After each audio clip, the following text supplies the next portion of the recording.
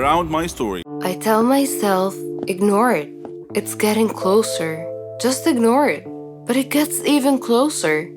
I tell myself, act natural, like you see nothing. But then it passes right by me.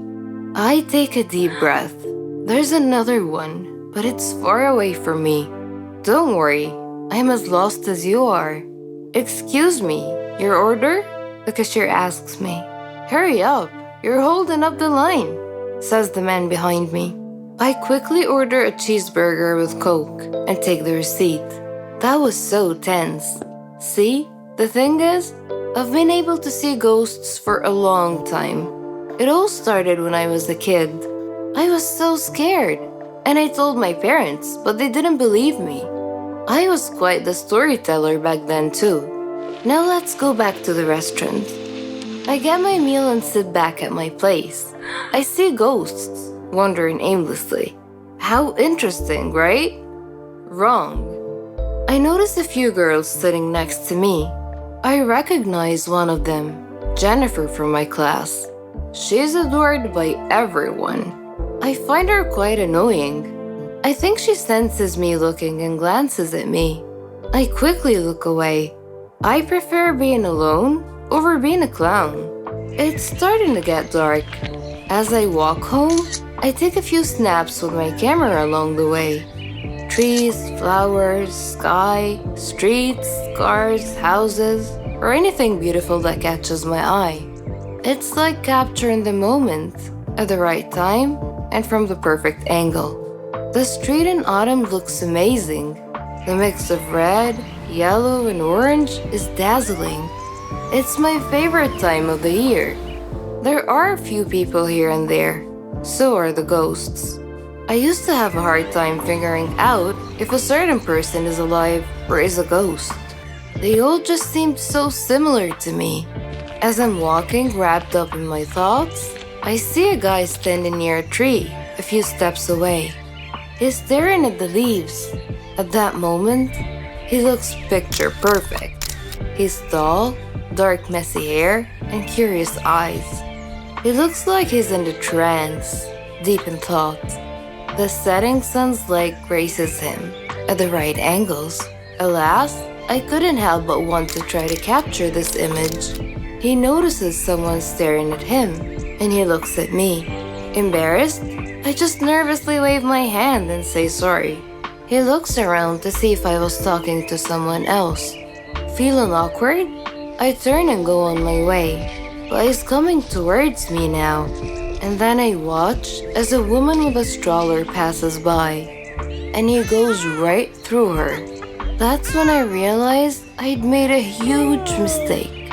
He keeps walking toward me, confusion on his face. I ignore him and keep walking. This is what I meant by not being able to tell the difference sometimes. Hey, wait! He yells, but I pay him no attention. This is why I avoid them. As soon as they notice I could see them, they either won't leave me alone or want me to do something for them, which is quite a hassle. Plus, what if some of them try to hurt me?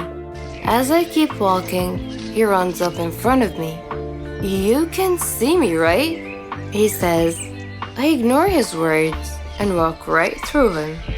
Whenever I make these types of mistakes of revealing myself, I make them think they misunderstood, and then they leave.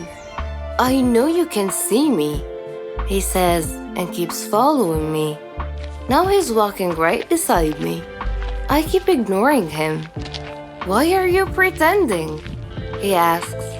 He keeps trying to get me to talk all the way to my house. When is he gonna leave? I wonder as I enter my home. I groan internally as he follows me inside too. He smirks. I know you can see me. Ignore me all you want. I am gonna make you talk to me, he says as he follows me to the kitchen. This is getting frustrating. At night, when I try to sleep, it feels so unbearable. He's sitting right in the corner of my room. He still hasn't left. He must have known I can't fall asleep as he starts humming. It's all to annoy me so I would acknowledge him. Resist! Resist it! I keep telling myself. Don't snap! He wants you to do that. Don't do it. I take a deep breath and calm myself. After that, I try my hardest to sleep while he annoys me all night long. I didn't even get a wink of sleep. I pat myself on the back for keeping it all together all night. Looking at the mirror, I look like a zombie. He laughs, much to my irritation. You look terrible. I'm honestly impressed by your patience and endurance, he says. I sigh. I was so nervous for today's presentation I couldn't sleep at all, I say to myself. He simply rolls his eyes. Later, he follows me to school. He noticed how I avoid confrontation with other ghosts. Why do you avoid them? With your ability, you could help them, he says as I take my seat in the class. No way. Like I said, it's such a hassle to do all of that. It's not my job. He then sits on top of my desk, one leg on top of the other. Annoying. So, Elizabeth, I see you have no friends. You're lonely. That's not good. You should learn to make friends. He laughs. I simply take out a book and read. I won't let him get on my nerves. He then leans towards my face. I keep my eyes on the book. He smirks. You're a sad little person. Then gets up and leaves the classroom. I sigh in relief. Finally he's gone.